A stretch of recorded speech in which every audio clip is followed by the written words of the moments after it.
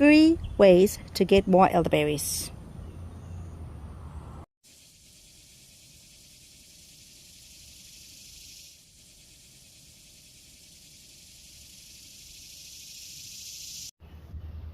Growing up on a farm, elderberries were not something we cultivated.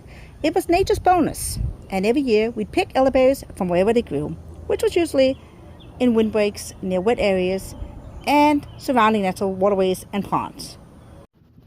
For the past 10 years, I've been cultivating elderberries because even though they grow in the wild, our wild areas are disappearing due to development.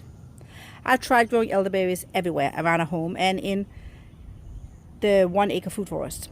And I've observed how elderberries seed themselves and where they grow and produce best. Now, elderberries can grow almost everywhere. And American elderberries, Sambucus canadensis, thrive in USDA grow zones 3 to 9, while European elderberry varieties, Sambucus nigra, prefer grow zones 4 to 8. From my observations and experiences with growing elderberries, I've learned that to get the most elderberries out of your plants, there are 3 ways to do so.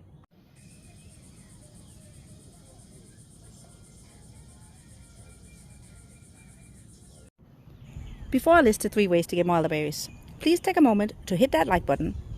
It helps the channel grow, and it's like a free thank you gift that encourages me to make more videos. Now let's get to the 3 ways to get more elderberries.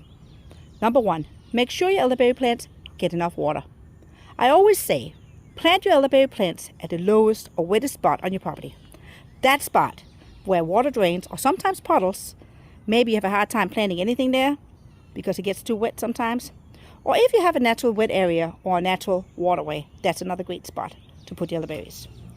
With that being said, there's such a thing as too much water for elderberries, and they won't thrive if their roots are underwater for months at a time.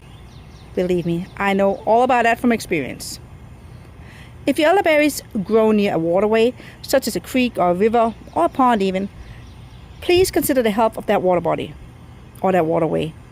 Sadly, many creeks, rivers, and ponds are no longer healthy because of human habits such as fertilizer use, pesticide use, and general human pollution. You don't need to water your elderberries after they get established. If they're healthy and in a good location, their roots will go where the water is. Number 2, make sure your elderberries get enough sun. I've experimented with elderberries sun exposure a lot because our food forest was in a wooded area with limited sun access. Since we're currently in zone 9B, the warmest of the elderberries' preferred growing zones, I thought they'd thrive with a little shade. And they don't mind growing with some shade, but they don't produce very well in the shade. So when you plant your elderberries, make sure they get enough water and enough sun. Elderberries don't mind some shade. This one is in shade most of the day, but it actually gets morning sun until about noon, and you can see that it has lots of flower clusters, but it's still not as prolific as the ones we have in the sun. It's a very happy elderberry that's self-seeded on top of an old wood chip pile. Number 3, prune your elderberries heavily and with intention for better production. My dad always says that elderberries die on him, and they can definitely die if they're not happy. He's a typical farmer with a farmer relationship to his elderberries. If they pop up where they don't bother his crops, they get to stay. Some years he'll leave them alone, and other years he'll come by with a tractor and his big hedge cutter because they take up too much space. That's basically what happens with many of the wild elderberry plants in our area. They'll be left to grow until the county comes and cuts them down. But sometimes that's at the wrong time if you want elderberries, because they cut them right as they're flowering, and then we don't get many berries in the end. The trick is to prune your elderberry plants with intent and at the right time so you don't hurt production. Here in Zone 9B, I prune elderberries in the early fall and in late winter before they really take off, plus for health when they're in bloom. For you, the timing might be different depending on your growing zone and depending on how your elderberries grow. So observe your elderberry plants and time your pruning to your conditions. As for pruning elderberries, this is what I do. 1. Prune after you picked your elderberries, whenever that is. For us, it's the end of July. For you, it might be in the fall. Prune for shape and cut before healthy branching. Number 2, prune before your elderberry plants start growing in the spring.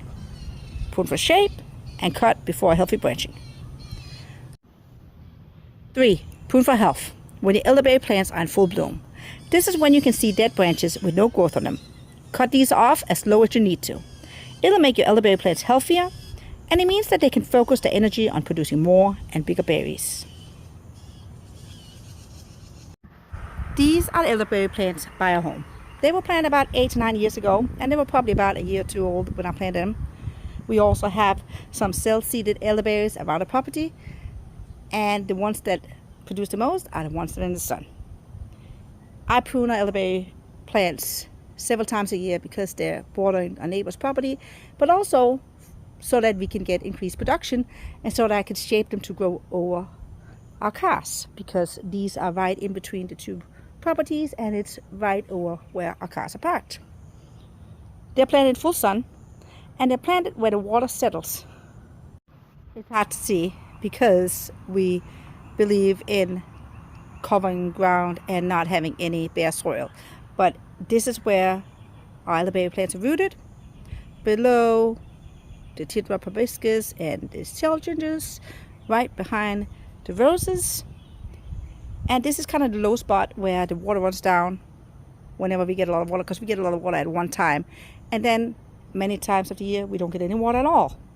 But this is the wettest, lowest spot where they get the most sun. Because we no longer have our 1 acre food forest, and because many of our old elderberry harvesting areas are gone, it is more important than ever that these plants produce in abundance. Now, if you're like us with just a few plants, I don't recommend picking all of your berries at once, like we used to do on the farm. Instead, pick your berry clusters as they ripen, clean them and freeze them. Then at the end of the season, you'll have saved the most elderberries and have the best yield possible to turn them into whatever elderberry product that you prefer to make. If you only pick once per elderberry season, you'll lose lots of berries to birds, and the earlier berries in the season will drop before you even get to pick them.